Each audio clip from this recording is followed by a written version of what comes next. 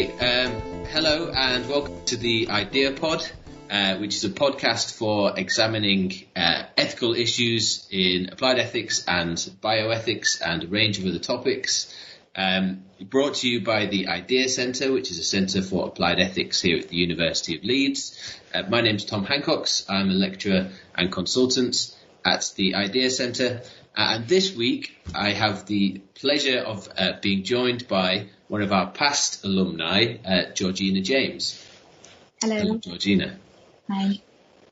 So Georgina was on the MA in Healthcare Ethics, and Georgina wrote a very well-received and excellent dissertation, which was on the topic of reproductive rights around addicts.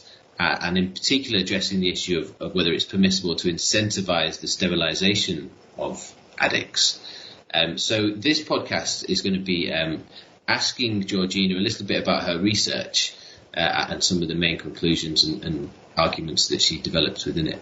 So, hello Georgina, thanks very much for joining us. That's okay. Georgina, your research project was called Project Prevention, Paid Prophylaxis or an Attack on Autonomy. Please could you say a little bit about what your research was about? Yeah, of course. So my research was looking at an organisation called Project Prevention, which is a US organisation which pays drug and alcohol addicts $300 to use long-acting contraception or to be sterilised, therefore effectively preventing them from having children. And throughout my dissertation and my research, I was examining the morality of this kind of organisation and exploring the impact that it has on the drug addicts' autonomy and their reproductive rights. Okay, brilliant. Thank you. And what was it that inspired you to engage in your master's research in this area? Well, I've always been quite interested in reproductive and sexual health and the sort of ethical issues which arise when one person's decision directly impacts another, as a mother's does on her children or her potential children, and how this sort of sits with the concept of personal autonomy and all the other factors that come into that. But I first came across the sort of concept of paying people to limit their procreation on an episode of BBC Radio 4's Inside the Ethics Committee, which discussed providing cash incentives to homeless women who are also often addicted to drugs when they had a contraceptive implant inserted.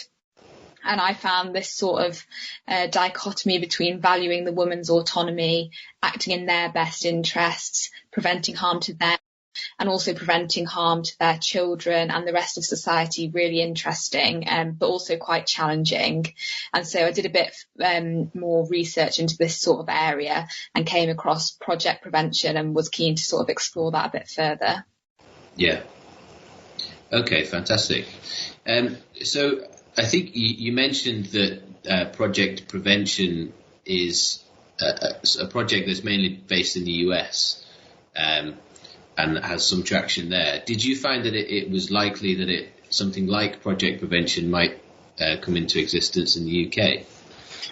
Yeah, so it's certainly possible, and that was actually one of the main drivers for my research into this scheme, because although starting in the US, Project Prevention has actually been operating in the UK since 2010, but here they've been limited to paying drug addicts to use long-acting contraception rather than to be permanently sterilised.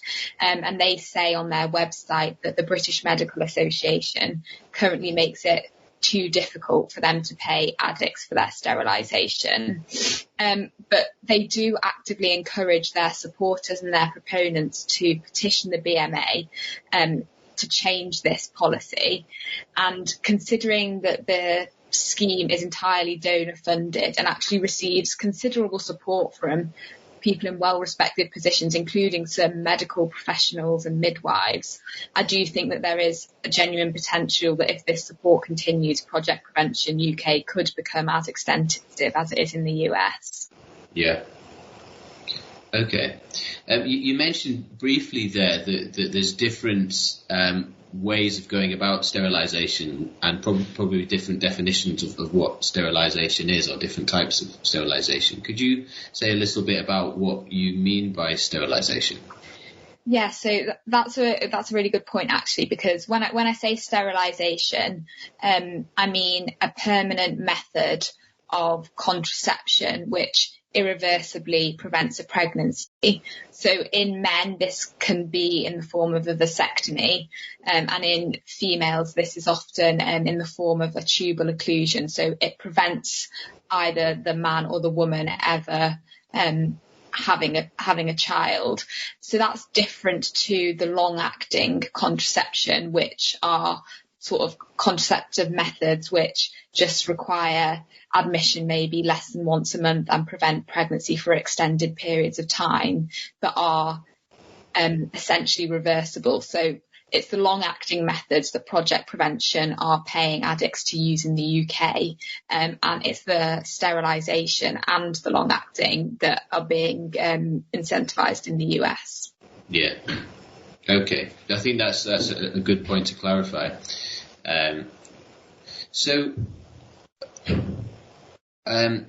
Just one question I had was whether when you first approached the topic, you mentioned that you listened to some things on the BBC, and that was part of the motivation, but also that you've had a sort of interest in the area prior to that about female reproductive rights and issues around that. When you first approached the topic of the incentivization of sterilisation, did you have any kind of intuition, initial gut feelings about what might be acceptable or what might not be acceptable? Yeah, so I think my initial thought when I first came across the idea was that I found it quite shocking, actually.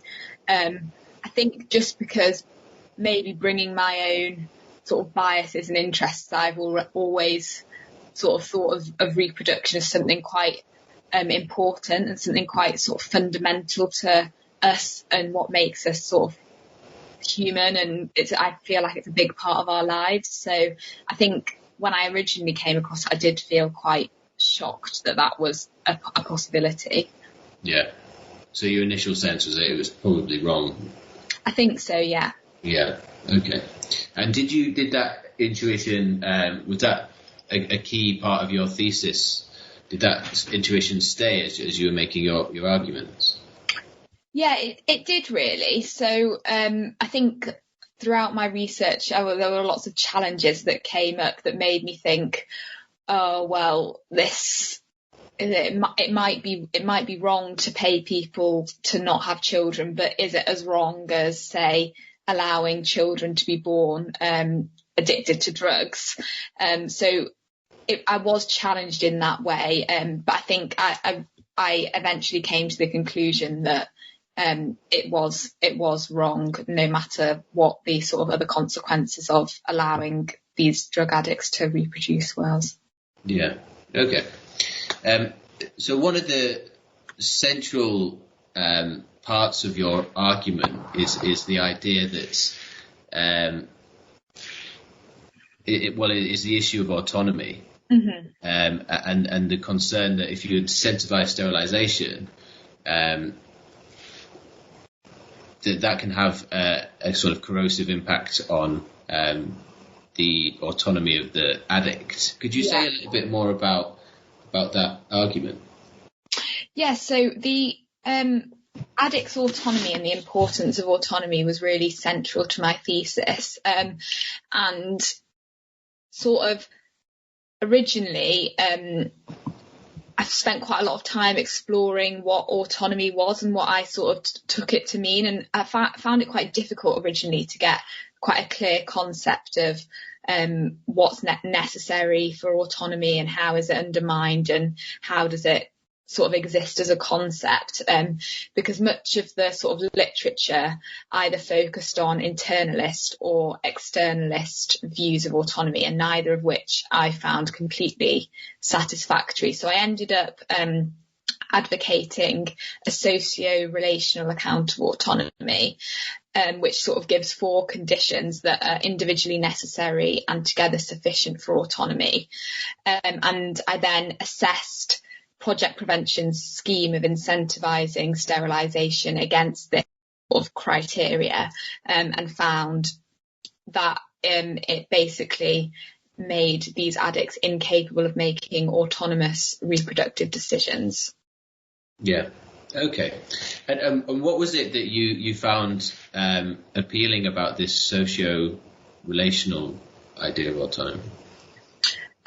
So I found this idea convincing because it incorporates the idea that there's something within us, within our internal psyche, a sort of, I think Osana says, a capacity for critical reflection that's necessary for autonomy.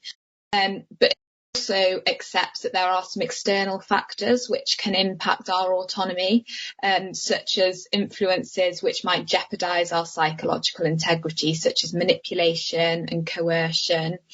And it also takes account of some socio-relational properties, such as the kind of social conditions that we're exposed to, and considering that addicts are often really disproportionately affected by the kind of social conditions which can be debilitating to autonomy, I thought that this was a really good criteria to apply to them. Yeah.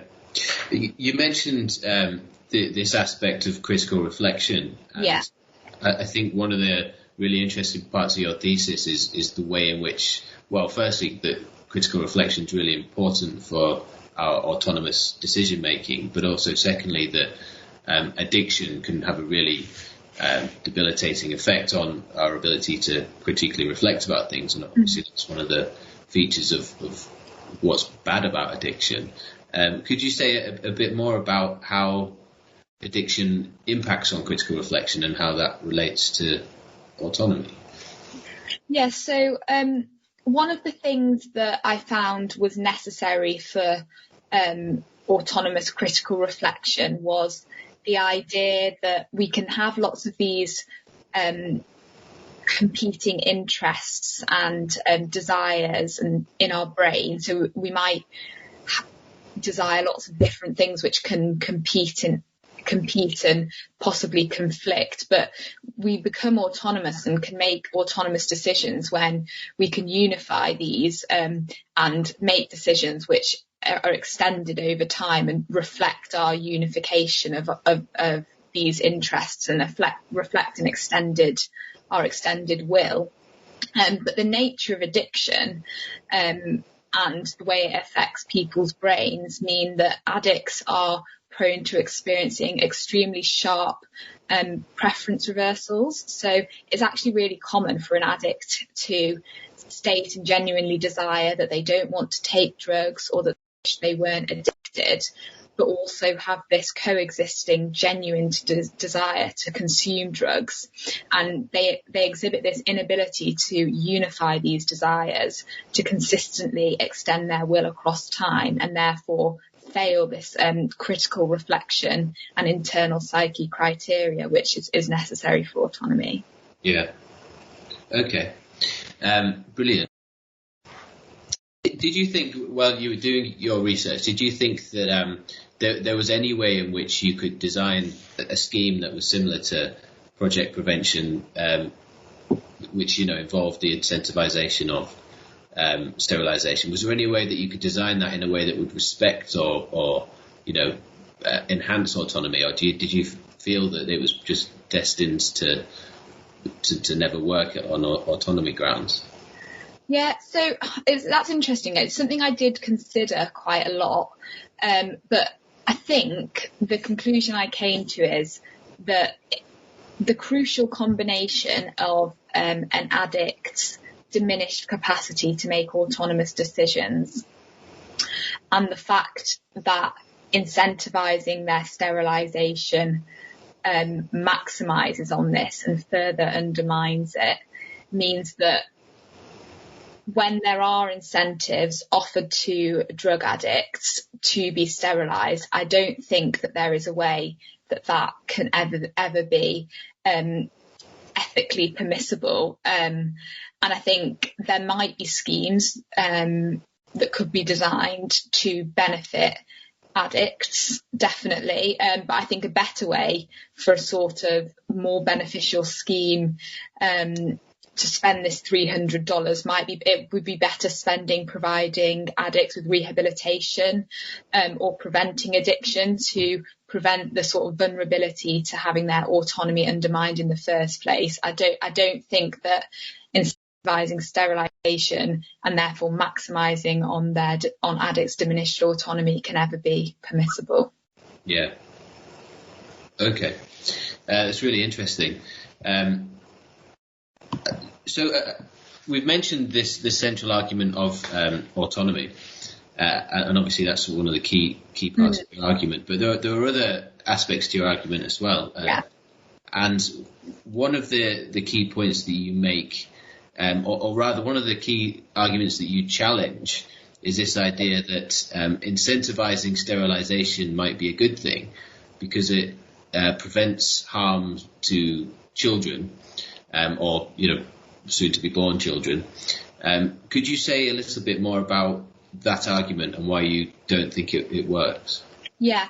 So you're right. So Project Prevention give preventing child suffering as one of their primary motivations for their scheme, and sort of implicit in this claim is the idea that the children of drug addicts would be better off not being born than being subject to the adversities that come with parental addiction. And this kind of claim is quite similar to those seen in legal wrongful life claims, where an infant claims damages against their parents for allowing them to come into existence, given that it was known or should have been known that their existence would be severely afflicted. But I took sort of a stance that this couldn't be applied to the addicts of the children addicts, and used Feinberg's concept of what constitutes such a wrongful life to argue this. So I think it's important to realise I'm not disputing that addicts' children aren't harmed in one sense, in that their interests might be negatively affected by their parents' addiction. But I argue that they're not harmed in the sense which constitutes a wrongful life, because by being brought into existence, their rights haven't been violated. And for a life to be truly wrongful, Feinberg states that it must be rational to prefer non-existence than to prefer that life. And these children's life, although they experience quite a lot of adversities, as long as their lives are minimally worth living, it cannot be said that their lives are wrongful, because they've not been harmed in the sort of morally relevant sense that constitutes a wrongful life. And I take the stance that the lives of addicts' children are, in the very least, minimally worth living. Like the NSPCC estimates that 1 in 7 infants live with a substance misusing parent, and I think the suggestion that the non-existence of this many children is preferable is really quite uncomfortable and implausible enough to reject it. Yeah, I think it's a really interesting point, and I think, as you say, the motivation that Project Prevention give is to prevent suffering to children, but actually that it also almost seems that that's an unexamined assumption, that they just assume that children born of addicts will always necessarily be in a state of suffering. Yeah, but actually, exactly. By challenging that, you're making the really important point that we can't just assume that. Children of addicts do go on to live flourishing lives and go on to be, very successful and happy people. So that basic assumption of Project Prevention seems really questionable. Yeah, and I think it's definitely true. And I think even if people have an issue with that and say, well, these children do experience awful lives and they do experience adversities, which it is true. Like there are real issues that do come with being with addiction, that doesn't necessarily mean that their lives are wrongful or that they would be better off not being born. And it's that sort of distinction that I think was quite important. Yeah. And I suppose it is part of the challenge that it's very difficult to generalise for all children of addicts, that, you know, well, it may be the case that generally addiction will, you know, tend towards having kids who will live difficult lives. It doesn't necessarily follow that from addiction that all children's lives will be awful. It's probably more of a case by case. Yeah, exactly. Yeah, I think it's a really important challenge to the sort of motivation of project. Another really important challenge that you make is against this argument that incentivising sterilisation is a good thing because it is of benefit to the addicts themselves. Mm-hmm. I wonder if you could say a little bit about that argument and why you think that it doesn't work. Yeah, so that argument I was doing my research, it seemed to arise from times where people had challenged project prevention and said to like the founder, I don't think that this is a good thing that you're doing. It's not good for the women. And they'd come back and say, oh, actually it is, because it means that they don't experience the financial burden of having children and the emotional and physical burden of pregnancy and everything. So it's essentially claiming that it benefits these female addicts. But my main problem with this claim was that I believe it demonstrates a misconception of what it means to truly benefit somebody, and think that interventions which aim or claim to benefit people need to benefit them according to their own standards, the individual's own standards, rather than according to some of their own predetermined measure. And at no point does Project Prevention's incentivise sterilisation make an effort to elicit the addict's own conception of the good, and they don't prioritise it either. So nudging the addicts towards choosing sterilisation and then paying them $300 to do so doesn't necessarily reflect the choices that these addicts might have made if they were free from the burdens of addiction, which limit their ability to make autonomous choices. And it doesn't, like we said about generalising the what's good for the children, it definitely generalises what's good for the addict. What's good for one addict might not be good for another person, because their addiction doesn't take away the fact that these are individual people with individual conceptions of what is good for them and individual priorities. Yeah. Did you find that? I mean, I suppose one way of reading the problem of giving someone $300 to incentivize their sterilisation is when that person's an addict, it's pretty clear what they're going to be doing with that $300, and it's not going to be buying books or healthy food necessarily. It's going to be probably buying more drugs. So did you find that was part of the problem? Is $300 seems to just probably keep them in a state of addiction or facilitate keeping them in a state of addiction? Yeah, definitely. So I think it really does contribute to that sort of vicious cycle. And like the research I found showed that the $300 would be highly likely to enable and increase the purchase of drugs, like you said, likely increasing consumption and exacerbating the inability for the critical reflection, further undermining autonomy. It also, this incentive can be seen to undermine autonomy in a different way as well. And we can sometimes think about incentives tipping over to become inducements, and that happens when they have such characteristics that distort people's judgments about decisions they're making and cause an underestimation of the risks and an overestimation of the benefits. And as the $300 Project Prevention are providing is more than most addicts could easily access, I think I argue that it can be said to be this sort of inducement, and And another part of addiction is that addicts are quite likely to exhibit high levels of something called hyperbolic discounting, which is a phenomenon seen in normal human. When I say normal, I mean humans who are not addicted to drugs, where we overvalue goods when they become immediately available to us.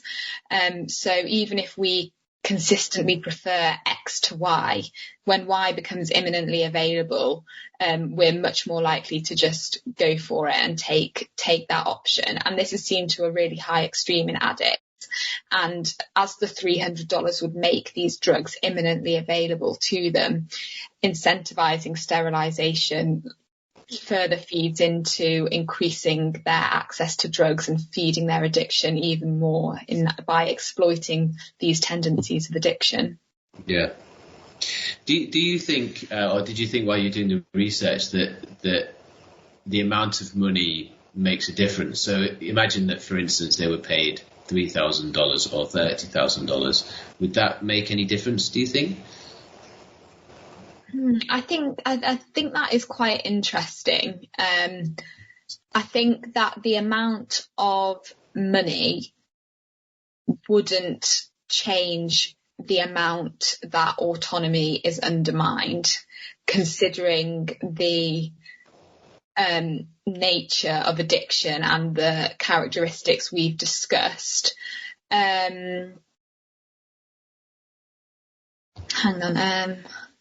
But I think that as it wouldn't change the fact that autonomy is undermined, I think I'd have to say that it doesn't make it any better, because another key part of my argument is that autonomy is intrinsically valuable, because it's very connected to our personhood, and it's essential and it's valuable in itself, not just for the benefits it confers. So even if we say, okay, addicts might not have autonomy, but at least they have $30,000, I don't think that takes away from the wrongness of undermining this intrinsically valuable concept. Yeah. I think that it's a really interesting point. I think it leads nicely onto the next question I wanted to ask, which is another really important part of your argument, which is probably something that people perhaps think less about in this area, is this idea of the commodification of reproduction. Mm-hmm. And one of the challenges you raised to this idea that you can, in effect, put a price on someone's reproductive rights or reproductive capacity, you challenge that idea because it represents putting a price on something that fundamentally there shouldn't be a price put on. I wonder if you could say a little bit more about this idea of commodification and why you think it's problematic in this context. Yeah, sure. So I first came across this idea when I was reading some of the political philosopher Michael Sandel's work, and he suggests that by attaching a monetary value to a good or a concept, we imply that it's appropriate to treat that thing as an instrument for profit or for use. And then he argues that not everything can be properly valued in this way. And I believe that reproduction and reproductive rights is a perfect example of this, because our reproduction and reproductive rights are fundamentally tied to our personhood in the same way that our intrinsic organs are, and our organs are valuable. So ascribing them a monetary value cheapens them and fails to properly value them. Another thing that I found really interesting was the idea that the commodified and non-commodified versions of some things can't exist at the same time. So once we commodify something, it will eventually become void of its intrinsic value. So if we commodify the addict's reproductive capacities, eventually we will make these capacities void of their intrinsic value and encourage society to see these people as beings with reproductive capacity rather than as whole persons. And I think that seems like a good enough reason to preclude doing so.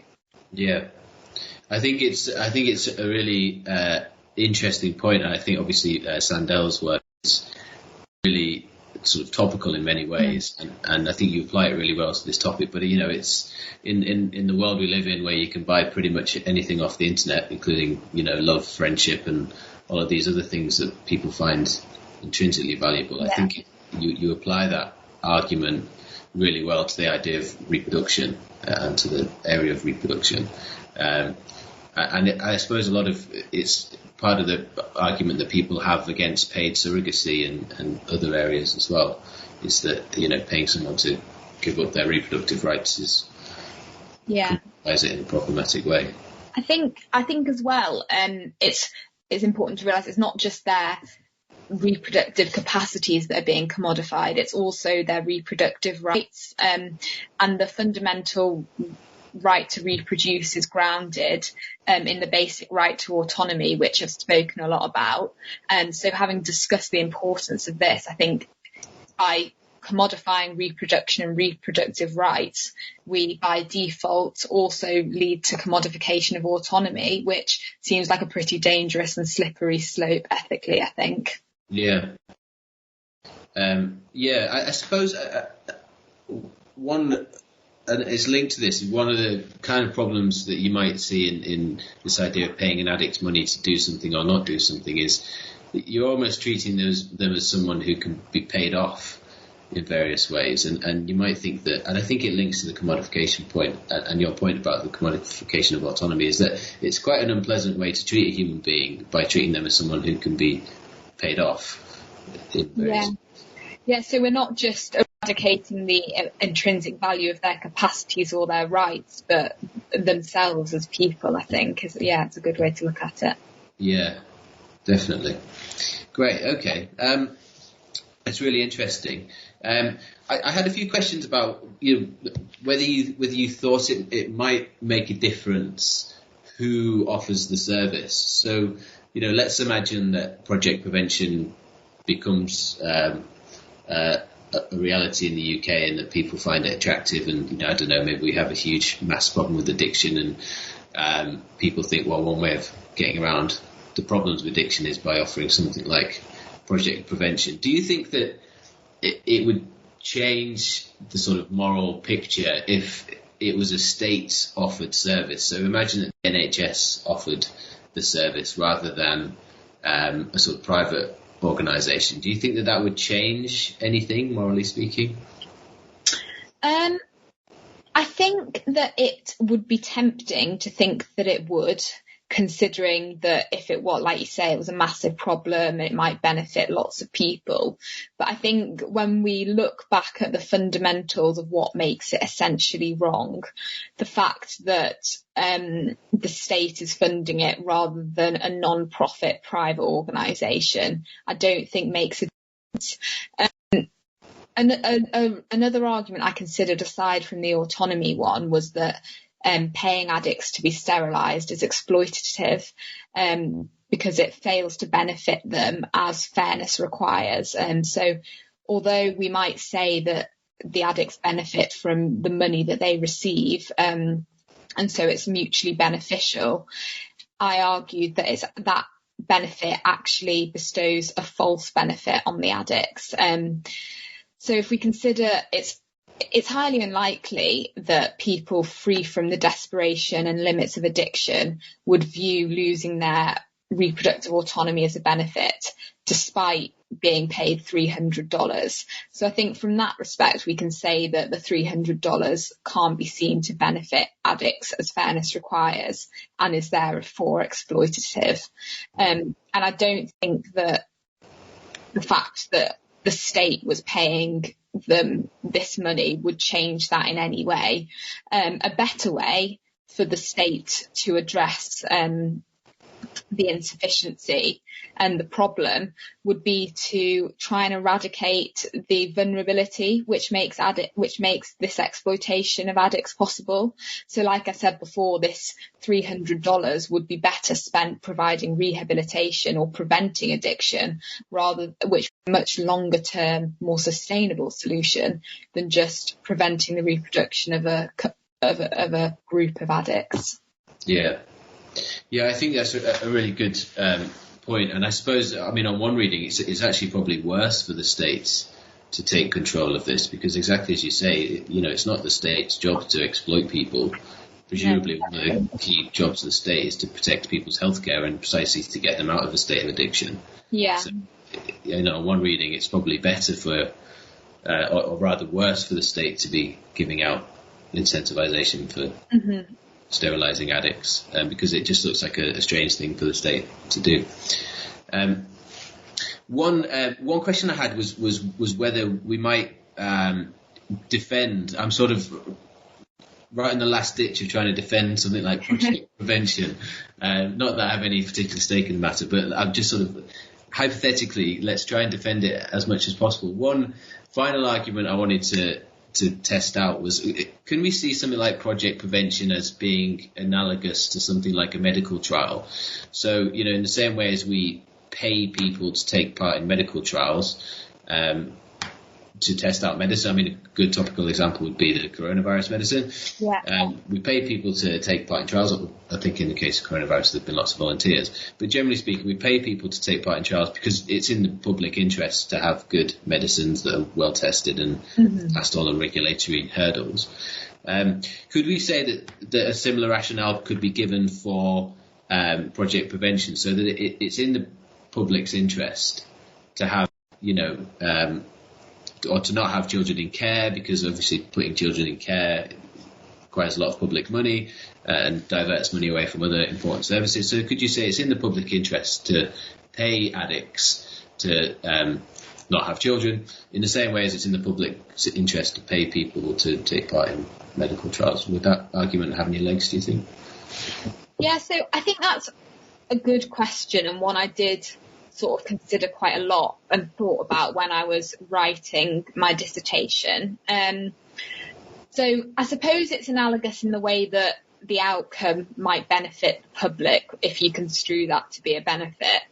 But I think it sort of comes back to the key combination that I argue makes project prevention reprehensible, which is the combination of its clients or addiction and the cash incentive, which necessarily impedes autonomous decision making.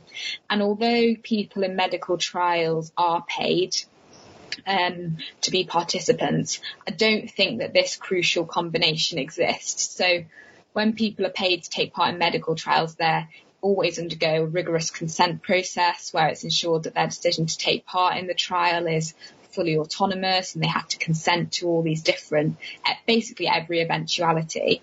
And not only is this process absent in project prevention and incentivisation of sterilisation, it wouldn't be fixed by introducing a consent process either, because the combination of their addiction and the offer of cash incentives would mean that project prevention's clients would essentially fail and not be considered able to autonomously consent, even if such a process was present.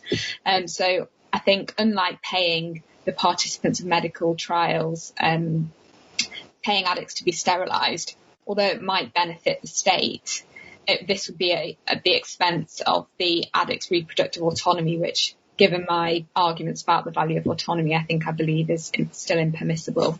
Yeah, no, okay, I'm convinced. Brilliant. One question I had is, if you, and I think you've touched on this a little bit in terms of, ways in which the state can better help addicts that don't involve incentivization. But if you were in charge of introducing something like project prevention, but you had complete control over how it was run, or a similar service, it wouldn't have to be exactly like project prevention. How would you sort of design it to perfectly meet some of the challenges that you've raised? Yeah, so I guess I can make a few suggestions before I go into this research, this kind of area a bit more. But I think that to truly achieve the Project Prevention's claimed aim of benefiting the addicts, they've got to, an intervention would have to prioritise enhancing individual autonomy and alleviating background conditions which increase the addict's vulnerability to be exploited. And I don't actually think such a scheme would look anything like Project Prevention.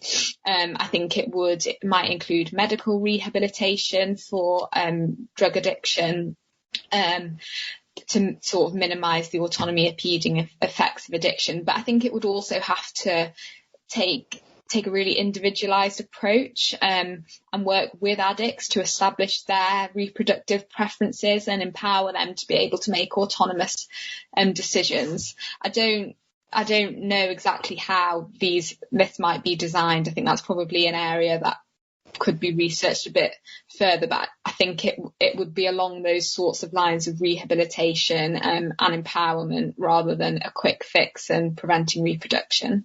Yeah. Okay, brilliant. Final question, Georgina. When you were engaging in your research, did you find anything that surprised you? I was quite surprised when I was looking at the sort of legal regulation of incentivising sterilisation and things, and I discovered that the Human Rights Act only applies to public authorities and private organisations when they perform a public function. So that would be like a private hospital providing NHS care. And this means that organisations like Project Prevention are not legally bound by the Human Rights Act, so they're not required to protect people's fundamental rights. And this means that Project Prevention's impingement of addicts' right to reproduce isn't actually legally prohibited. And that's something I found really quite shocking and quite surprising. And it formed a bit of my suggestion in my implications chapter that we might need to look at reformulating the Human Rights Act to ensure sort of stricter and clearer regulations of these private organisations, which do have a very real potential to infringe human rights. Yeah. Okay, fantastic. Georgina, thank you so much for giving up your time today to talk about your research. It's been really, really interesting. Yeah, thank you. And hopefully if you find time in amongst your medical school degree, you may be able to do some further research in the area at some point. Yeah. Brilliant. Thanks very much, Georgina. And thanks very much to everyone for listening.